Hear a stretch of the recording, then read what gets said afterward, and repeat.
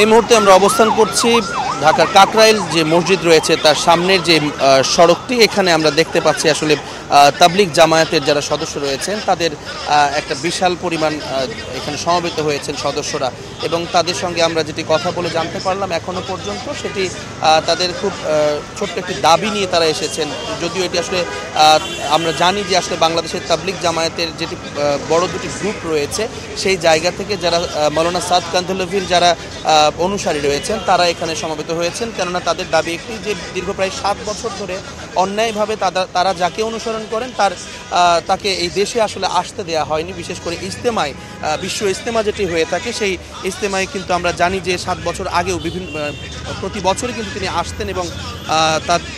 ধর্মীয় বিভিন্ন আলোচনা, তার যেই বক্তব্যগুলো কোরআন হাদিস নিয়ে সেগুলো কিন্তু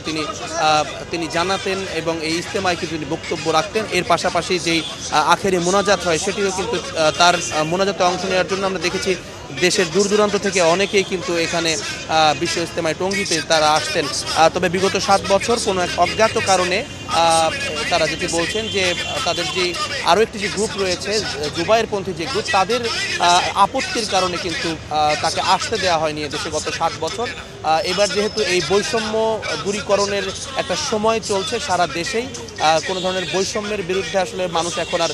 বৈষম্যের বিরুদ্ধে তারা লড়াই ঘোষণা করেছে সারা দেশের মানুষ, সেখানে কিন্তু তারাও পিছিয়ে নেই। তারা যেই হুজুর মৌলানা সাদ কান্ধলভিকে তারা চাচ্ছেন যে এই বছর অবশ্যই যেন তাকে নিয়ে আসা হয়, সেই অনুমতি যেন সরকার দেন এবং একই সঙ্গে সেটি কার্যকর করবার জন্য সরকার যেন নিজে উদ্যোগী হয়ে সেই বিষয়টি দেখাশোনা করেন, এই বিষয়টি কিন্তু তারা মূলত বলছেন। এবং আমরা যেটি জানলাম সকাল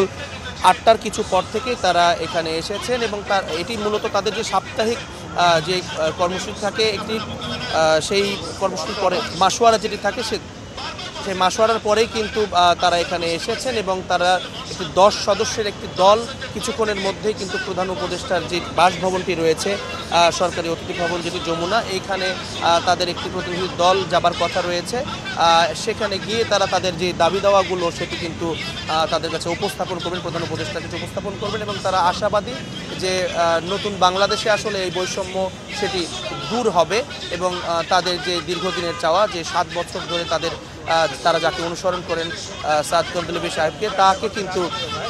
এই দেশে যে আনা হয়নি এতদিন, তার সাথে যে বৈষম্য করা হয়েছে কিংবা তার অনুসারীদের সঙ্গে যে বৈষম্য করা হয়েছে সেটি আসলে ঘুচবে।